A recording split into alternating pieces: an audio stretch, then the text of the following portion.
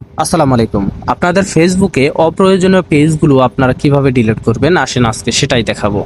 তো প্রথম আপনার ফেসবুকে ঢুকবেন, ঢোকার পরে এখানে আপনার ফেসবুক পেজটাকে লগ ইন করে নেবেন। এখানে থ্রি ডট আইকনে ক্লিক করবেন। দেখেন এখানে আমার ফেসবুক পেজটা লগ ইন করা আছে, রিয়ান আহমেদ পারভেজ।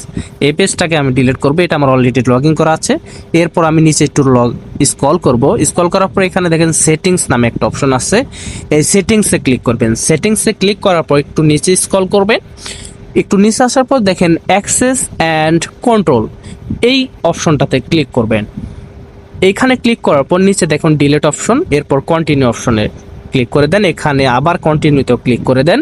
কন্টিনিউতে ক্লিক করে দেওয়ার পর আপনার যদি ডাউনলোড করার থাকে তাহলে ডাউনলোড করে নেবেন, যদি ছবি বা পিকচার টিকচার থাকে ডাউনলোড করে নেবেন, যদি না থাকে তাহলে কন্টিনিউ ক্লিক করে এখানে আপনার প্রোফাইলের একটা পাসওয়ার্ড দিয়ে দেবেন।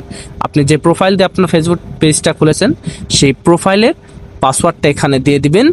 দেওয়ার পর কন্টিনিউ করে দেবেন। কন্টিনিউ করে দেওয়ার পরে নিচে ডিলিট অপশনে ক্লিক করে দেবেন।